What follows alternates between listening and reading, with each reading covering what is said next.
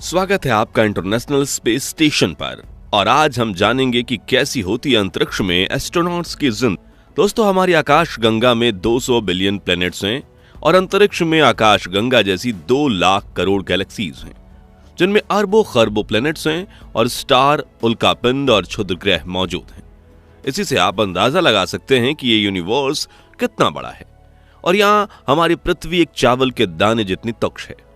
हमारे ये विशाल का यूनिवर्स सैकड़ों रहस्यों से भरा हुआ है और इन रहस्यों से पर्दा उठाने के लिए हमारे साइंटिस्ट एस्ट्रोनॉट्स को स्पेस में भेजते हैं।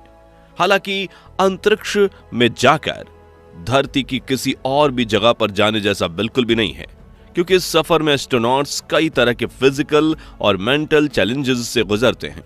इसी वजह से एस्ट्रोनॉट बनते ही उन्हें कई महीनों से लेकर सालों तक लगातार अंतरिक्ष में जाने की ट्रेनिंग दी जाती है, जिसके बाद इन्हें एक स्पेस क्राफ्ट में बिठाकर अंतरिक्ष में भेज दिया जाता है, जहां इन एस्ट्रोनॉट्स का ठिकाना बनता है इंटरनेशनल स्पेस स्टेशन यानी ISS, जिसे दुनिया के 16 देशों ने मिलकर करीब 150 बिलियन डॉलर्स की लागत से बनाया है।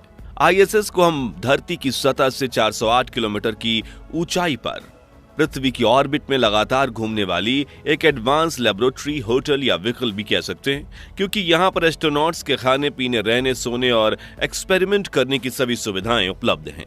लेकिन हर चीज जीरो ग्रेविटी में करनी होती है, जो अपने आप में काफी कठिन काम बन जाता है। तो आखिर अंतरिक्ष यात्री ISS पर कैसे खाते पीते और रहते हैं, नहाना और शौच क्रिया जैसे जरूरी काम कैसे करते हैं, और क्या वाकई में सर्वाइव करने के लिए उन्हें अपना पेशाब पीना पड़ता है, चलिए जानते हैं इस दिलचस्प वीडियो में।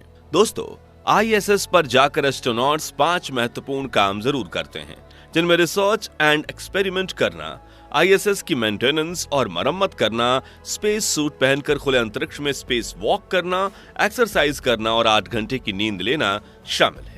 लेकिन एस्ट्रोनॉट को जिस काम में सबसे बड़ी समस्या का सामना करना पड़ता है वो है डेली रूटीन फॉलो करना, क्योंकि जहां पृथ्वी पर हम सभी 24 घंटे में एक बार सूर्योदय और सूर्यास्त देखते हैं, यानी यहां एक दिन में 24 घंटे का होता है, वह इंटरनेशनल स्पेस स्टेशन अपनी तेज गति की वजह से 24 घंटे में पृथ्वी के 16 चक्कर लगाता है।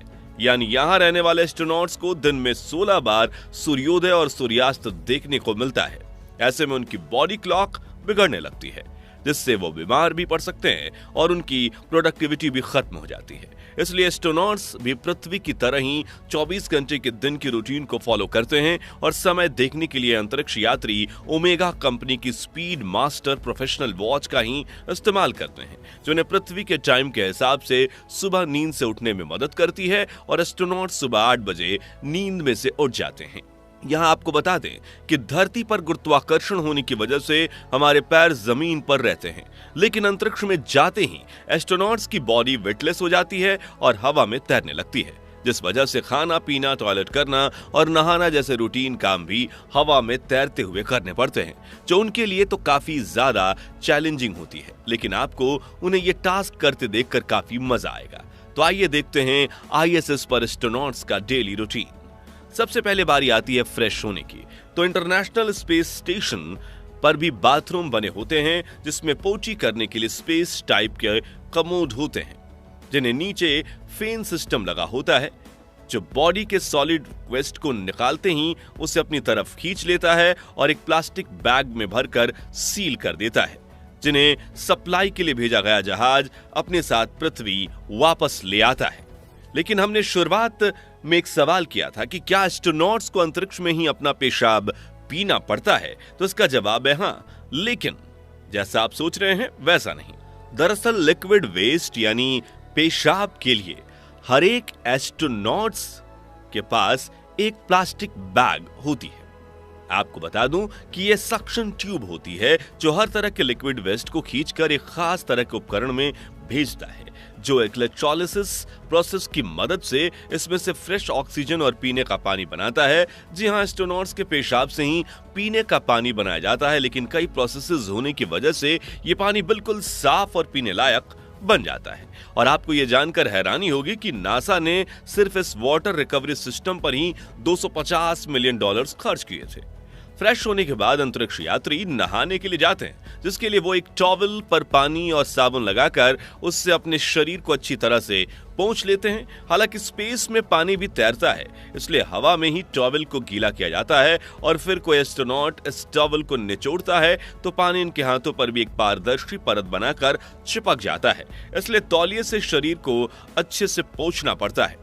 दोस्तों, फीमेल एस्ट्रोनॉट्स के बड़े बालों को धोने के लिए स्पेशल रिंसलेस शैम्पू का इस्तेमाल किया जाता है, जिससे बाल धोने में बेहद कम पानी की जरूरत पड़ती है। वहीं मेल एस्ट्रोनॉट्स के लिए बाल और दाढ़ी ट्रिम करने के लिए फ्लोबी नाम की ट्रिमिंग मशीन अवेलेबल होती है, जो वैक्यूम क्लीनर के साथ अटैच रहती है, यानी बाल कटने के साथ ही नीचे गिरने के बजाय वैक्यूम क्लीनर में चले जाते हैं।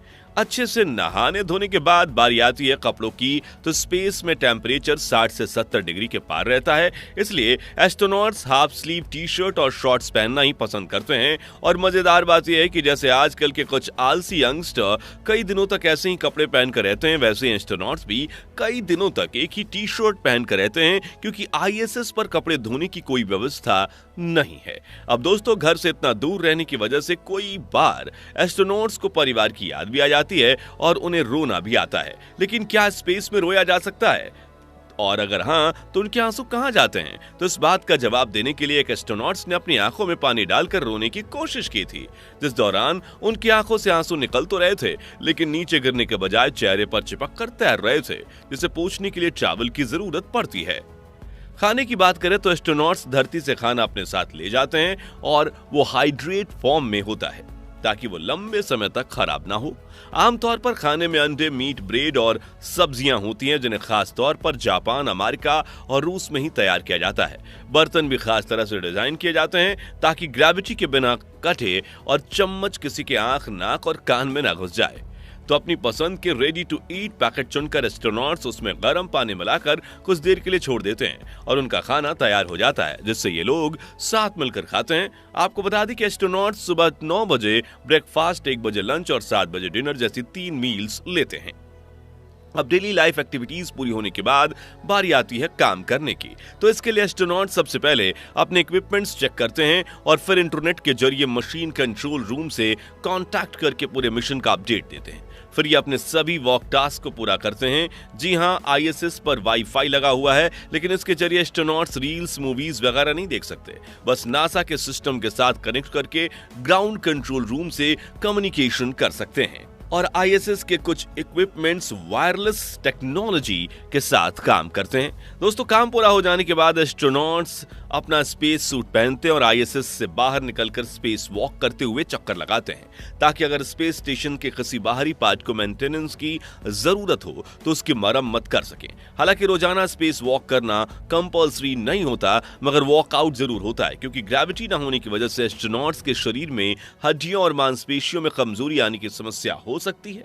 इसलिए अपना काम पूरा करने के बाद ये लोग रोजाना वॉकआउट करते हैं, जिसके लिए ये ट्रेडमिल पर दौड़ते हैं, साइकिलिंग करते हैं और बॉडी स्ट्रेचिंग करते हैं।